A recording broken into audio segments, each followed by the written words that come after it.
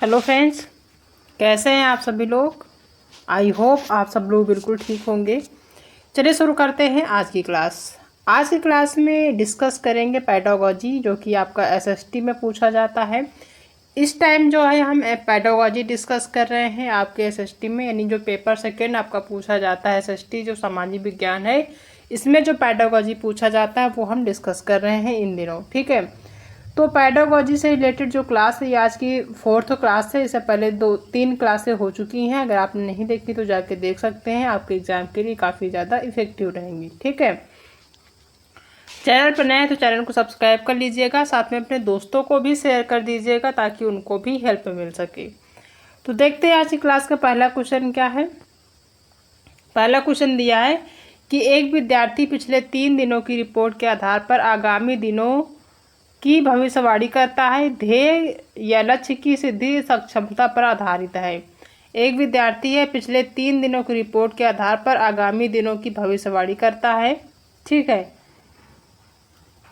तो ध्येय जो होता है या फिर लक्ष्य की जो सिद्धि सक्षमता पर आधारित है, किस पे आधारित है? रुचि पे आधारित है, ज्ञान पे आधारित है, समझ पर या फिर प्रयोग पर। ठीक है, तो एक विद्यार्थी पिछले 3 दिनों की रिपोर्ट के आधार पर आगामी दिनों की भविष्यवाणी करता है। तो ये जो लक्ष्य होता है उसकी सिद्धि सक्षमता पर आधारित है। किस पे आधारित है? तो ये आधारित है प्रयोग पर। ठीक है, किस पे आधारित है? प्रयोग पर। पहला ऑप्शन इसका सही हो जाएगा। नेक्स्ट क्वेश्चन है कि हर्बर्ट के 5 सोपानों में से कौन सा सोपान आजकल पाठ्य योजना के प्रचलन में से लगभग गायब है।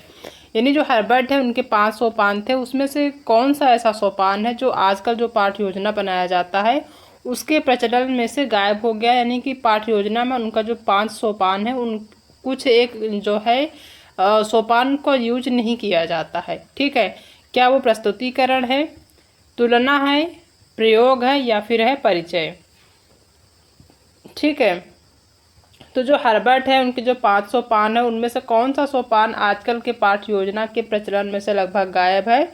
तो वो कौन सा है? वो है तुलना करना। ठीक है, तुलना करना जो है ये आजकल के जो पाठ्य योजना बनाए जाते हैं शिक्षकों द्वारा बच्चों को पढ़ाने के लिए, उसमें जो तुलना है उसका यूज नहीं किया जाता, ये जो है गायब हो गया है। ठीक है, तो ये ऑप्शन इसका सही हो जाएगा।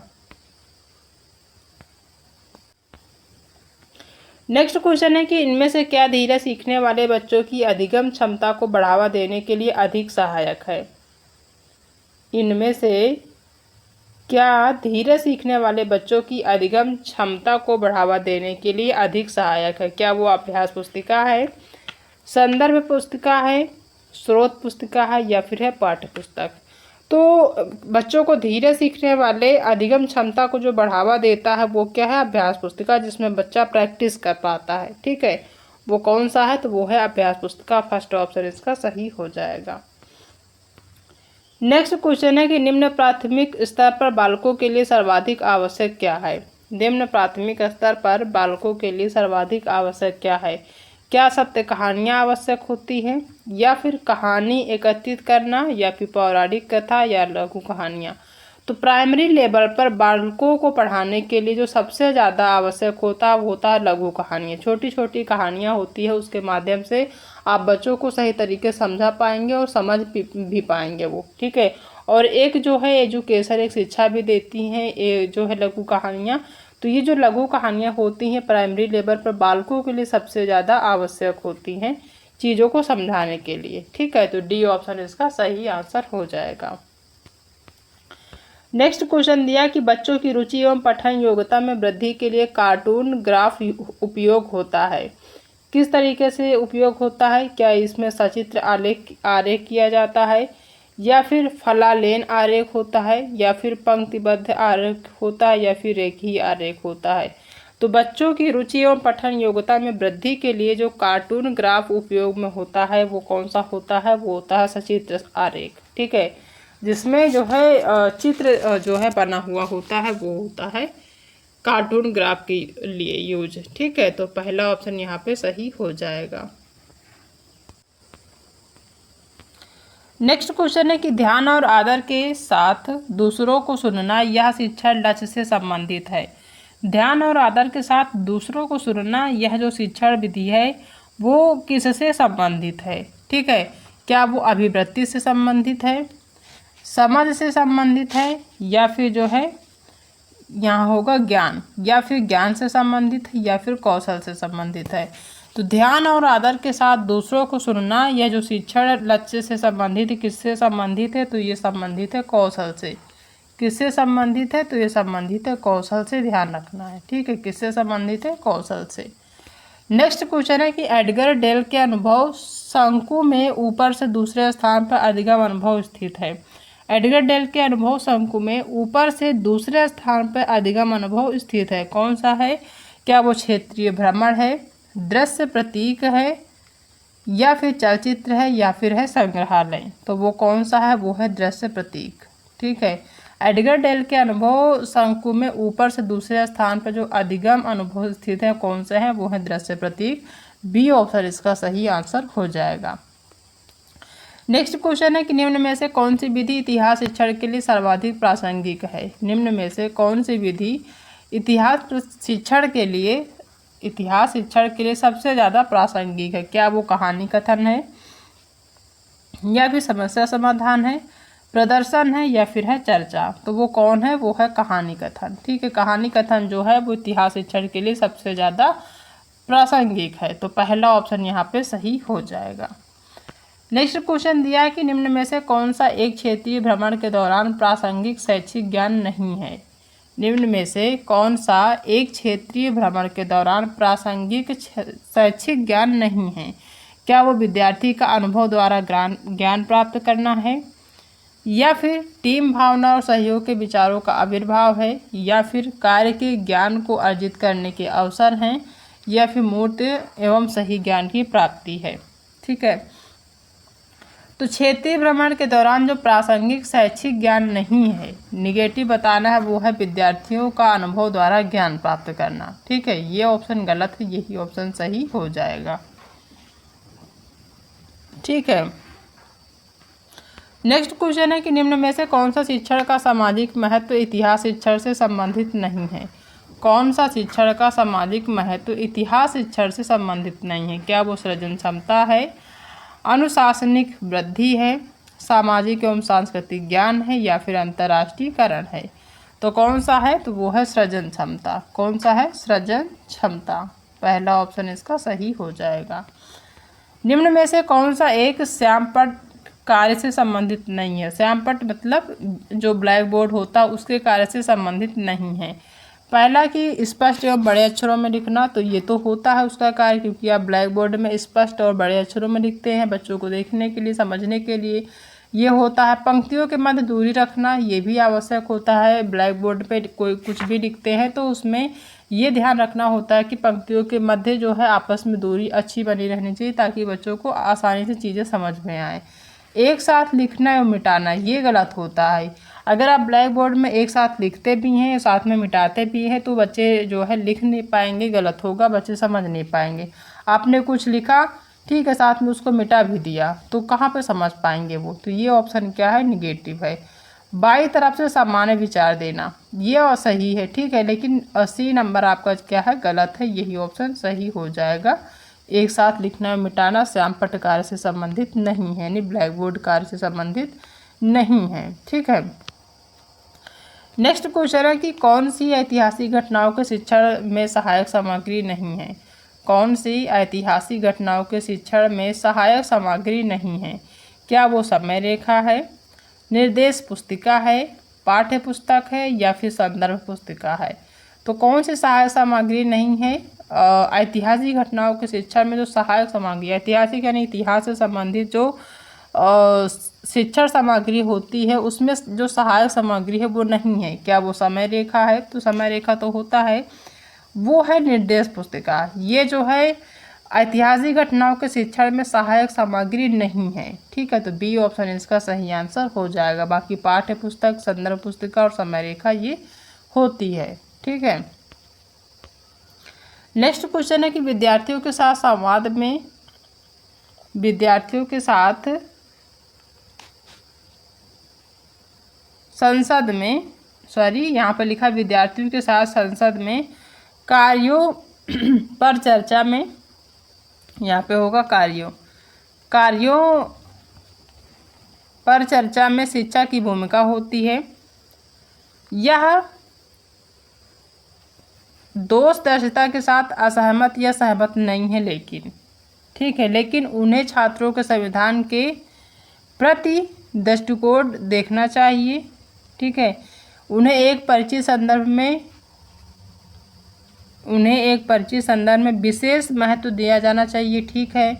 तीसरा कि उन्हें प्रत्यक्ष रूप से निष्पक्ष व्यवहार को अपनाना चाहिए, ये भी ठीक है, यहाँ पे व्यवहार होगा। ठीक है, उपरोक्त सभी, तो यहाँ पे डी ऑप्शन सही हो जाएगा। इसमें दिया कि विद्यार्थियों के साथ संसद में कार्यों पर चर्चा में शिक्षा की भूमिका होती है। यह दोषदर्शिता के साथ असहमत या सहमत नहीं है, लेकिन उन्हें छात्रों के संविधान के प्रति दृष्टिकोण को देखना चाहिए, बिल्कुल सही। उन्हें एक परिचित संदर्भ में विशेष महत्व दिया जाना चाहिए, ये भी सही है। तीसरा है कि उन्हें प्रत्यक्ष रूप से निष्पक्ष व्यवहार को अपनाना चाहिए, या फिर डी नंबर है उपरोक्त में से सभी, तो ये है फोर्थ ऑप्शन सही हो जाएगा। ये सभी ऑप्शन सही हैं। ठीक है। कक्षा के आधारभूत नियम निर्धारित होने चाहिए। जो कक्षा है उसमें जो आधारभूत नियम हैं वो किस पर निर्धारित होने चाहिए? प्रधानाचार्य द्वारा, शिक्षक द्वारा, बालक द्वारा, या फिर बालकों एवं शिक्षक द्वारा। तो कक्षा के जो आधारभूत नियम हैं वो बालकों एवं शिक्षक द्वारा निर्धारित होने चाहिए। ठीक है, जो भी नियम बनाए जाते हैं उसमें बालक और शिक्षक दोनों को इंक्लूड किया जाना चाहिए, इनके द्वारा निर्धारित किए जाने चाहिए। ठीक है। नेक्स्ट क्वेश्चन है कि कक्षा अभ्यास में सामाजिक विज्ञान का उद्देश्य होना चाहिए। कक्षा अभ्यास में यानी क्लास में जो अभ्यास कराया जाता है उसमें सामाजिक विज्ञान का जो उद्देश्य होना चाहिए वो क्या होना चाहिए? पहला कि पाठ्यपुस्तक में दिए गए विचारों को समझना, पाठ्यपुस्तक में दिए गए विचारों को समझना। दूसरा है पाठ्यपुस्तक में दिए गए सभी प्रश्नों के उत्तर देने की क्षमता को विकसित करना। तीसरा है पाठ्यक्रम को पाठ्यक्रम को समय पर, ठीक है, समय पर समाप्त करना। ठीक है, ये सही है। विषय में विद्यार्थियों की संज्ञानात्मक व असंज्ञानात्मक वृद्धि करना, इसमें डी ऑप्शन सही हो जाएगा। ठीक है, यानी जो कक्षा है यानी क्लास में जो अभ्यास कराया जाता है उसमें सामाजिक विज्ञान के क्या उद्देश्य होना चाहिए? तो वो होना चाहिए विषय में विद्यार्थियों की संज्ञानात्मक और असंज्ञानात्मक वृद्धि करना। ठीक है, न कि पाठ्यपुस्तक में दिए गए जो विषय होते हैं उनको समझना है, विचारों को समझना, ये नहीं होता। पाठ्यपुस्तक में दिए गए सभी प्रश्न उत्तर देने की क्षमता का स्थित करना, ये भी गलत है। पाठ्यक्रम यानी जो सिलेबस उसको समय पर समाप्त करना, ये भी नहीं होता उद्देश्य, बल्कि विषय में यानी जो सामाजिक विज्ञान का विषय है उसमें विद्यार्थियों की संज्ञानात्मक एवं असंज्ञानात्मक को वृद्धि करना, ये डी ऑप्शन यहाँ पे सही हो जाएगा। निम्नलिखित में से कौन सा बालकों के लिए उपयुक्त होगा? कौन सा होता है बालकों के लिए उपयुक्त? क्या वो कहानी का वर्णन करना होता है, या फिर जो है प्रश्न पूछना होता है, दृश्य दिखाना होता है, या फिर समाचार पढ़ना होता है? तो निम्नलिखित में से कौन सा बालकों के लिए उपयुक्त होगा? कहानी का वर्णन करना, प्रश्न पूछना, या फिर दृश्य दिखाना? ये होता है दृश्य दिखाना। ठीक है, बालकों के लिए जो सबसे उपयुक्त होता है इन चारों में वो होता है दृश्य दिखाना। किसी भी चीज़ को चित्र दिखाना तो बच्चे आसानी से समझ जाते हैं, खासकर प्राइमरी लेवल पे। ठीक है, नेक्स्ट क्वेश्चन है कि बाल केंद्रित शिक्षा शास्त्र से संबंधित है। बाल केंद्रित शिक्षा शास्त्र से क्या संबंधित है ये आपको बताना है। ठीक है, पहला है पढ़ाते समय बालक को मध्य में रखना, यानी अगर आप क्लास में पढ़ाते हैं तो बालक को मध्य में रखना। क्या ये बाल केंद्रित शिक्षा शास्त्र से संबंधित है? दूसरा है पढ़ाते समय बच्चों के अनुभवों, उनके विचारों और उनकी सक्रिय सहभागिता को प्राथमिकता देना, बिल्कुल सही। अगर आप बच्चों को पढ़ा रहे हैं और क्लास जो है बाल केंद्रित है, बाल केंद्रित का मतलब यह है कि आप बालक से संबंधित चीज़ों को समझा रहे हैं, उनके रुचि के अनुसार पढ़ा रहे हैं, तो पढ़ाते समय बालक को मध्य में रखना ये गलत है, बल्कि पढ़ाते समय बच्चों के अनुभवों, उनके विचारों और उनकी सक्रिय सहभागिता को प्राथमिकता देना होता है। अगर आप बच्चे को पढ़ा रहे हैं, ठीक है, बच्चे को ज़्यादा जो है ध्यान में रखते हैं, तो बच्चे पर जो है बच्चे के जो अनुभव होते हैं, उसने क्या अनुभव किया है इससे पहले, उनके विचार क्या हैं, बच्चों के विचार क्या हैं, और उनकी जो सक्रिय सहभागिता किस चीज़ में जो है वो सक्रिय हैं, उस पर जो है प्राथमिकता देना बाल केंद्रित शिक्षा शास्त्र से संबंधित होता है। तो बी ऑप्शन सही है। तीसरा, बच्चे की इच्छा अनुसार शिक्षण, ये तो है ही है, लेकिन बाकी चीज़ें भी अवेलेबल होनी चाहिए। पढ़ाते समय बच्चों में रुचि बनाए रखना, ये भी है, लेकिन सबसे ज़्यादा जो उपयुक्त है वो इसका बी ऑप्शन सही हो जाएगा। व्याख्यान विधि का दोष है, क्या दोष है व्याख्यान विधि का, ये आपको बताना है। ठीक है, पहला है कि यह समय की बचत एवं पाठ्य विवरण को पूरा करता है। दूसरा है कि यह शिक्षक के कार्य को आसान बनाता है। या फिर तीसरा है कि यह विद्यार्थियों को सुनने की प्रशिक्षण देता है या शिष्य को हिस्सा लेने के लिए अवसर देता है। तो व्याख्यान विधि का जो दोष होता है वो होता है यह शिष्य को हिस्सा लेने के लिए अवसर देता है। ठीक है, तो यहाँ पे डी ऑप्शन सही हो जाएगा, क्योंकि यहाँ पे दोष पूछ रहा है, एक तरह से हानि की बात कर रहे हैं। उच्च लक्ष्य प्राप्ति में मनोयांत्रिक कार्य क्षेत्र है। उच्च लक्ष्य प्राप्ति में जो मनोयांत्रिक कार्य क्षेत्र है वो क्या है, क्या वो नागरिकीकरण है, निर्णय क्षमता है, विचार शक्ति है, या फिर है समन्वय। तो उच्च लक्ष्य प्राप्ति में जो मनोयांत्रिक कार्य क्षेत्र है वो कौन सा है, तो वो है नागरिकीकरण। कौन सा है, नागरिकीकरण है, पहला ऑप्शन सही हो जाएगा। रेडियो, कार्टून, नाटक, योजना सहायक उपकरण नहीं है। दिए गए सहायक सामग्री के लिए शिक्षण शास्त्र की दृष्टि से उपयुक्त क्रम को पहचानिए। कौन सा उपयुक्त क्रम है ये बताना है। पहला है कि क्रियाशील सामग्री, आरेख सामग्री, श्रव्य सामग्री, और दूसरा है कि श्रव्य सामग्री, आरेख सामग्री, फिर क्रियाशील सामग्री। बिल्कुल सही, सही क्रम जो है पहले श्रव्य सामग्री यानी सुनने से संबंधित सामग्री रहेगी, फिर आरेख सामग्री रहेगी, फिर क्रियाशील सामग्री रहेगी। ठीक है, आरेख सामग्री जी नहीं, आरेख पहले नहीं रहेगा। क्रियाशील सामग्री ये भी गलत है। तो पहले श्रव्य सामग्री रहेगी यानी रेडियो, कार्टून, नाटक। देखो रेडियो है, जैसे मान ली तो रेडियो बच्चा जो है सुनेगा तो सबसे पहले श्रव्य सामग्री आएगा। ठीक है, कार्टून है तो जो आरेख सामग्री रहेगी, आरेख सामग्री कार्टून के अंतर्गत आ जाएगी, और जो नाटक है वो आ जाएगा क्रियाशील सामग्री के अंतर्गत। ठीक है, तो क्रम से जो है यही सही होगा, श्रव्य सामग्री पहले होगा, क्योंकि रेडियो जो है सुनने के काम आता है, देखने के काम नहीं आता है। सबसे पहले श्रव्य सामग्री के अंतर्गत आता है, कार्टून आरेख सामग्री के अंतर्गत, और नाटक जो है वो क्रियाशील सामग्री के अंतर्गत आता है। ये जो है शिक्षण शास्त्र की दृष्टि से उपयुक्त क्रम है। ठीक है, सहायक सामग्री के अंतर्गत तो शिक्षण शास्त्र की दृष्टि से सबसे उपयुक्त क्रम यही है। तो बी ऑप्शन इसका सही आंसर हो जाएगा। ठीक है, तो ये आज के करंट, ये जो है आज के जो है पेडागोजी हैं जो कि हमने डिस्कस किया है, और ये ऐसे पेडागोजी के क्वेश्चन हैं जो कि आपके पिछले एग्जाम में पूछे गए हैं, तो काफ़ी ज़्यादा इम्पोर्टेंट है। इनको ध्यान से आप देख लीजिएगा ताकि चीज़ें आपकी क्लियर हो जाएं। ठीक है, तो आई होप कि आप सभी को आज की क्लास पसंद आई होगी। अगर आज की क्लास पसंद आई है तो वीडियो को लाइक करिएगा, अपने दोस्तों में भी शेयर कर दीजिएगा, और अगर आप चैनल पर पहली बार विजिट कर रहे हैं तो चैनल को सब्सक्राइब करना बिल्कुल भी मत भूलिएगा। ठीक है, तो मिलते हैं नेक्स्ट क्लास में एक नए टॉपिक के साथ, तब तक अपना ध्यान रखिएगा।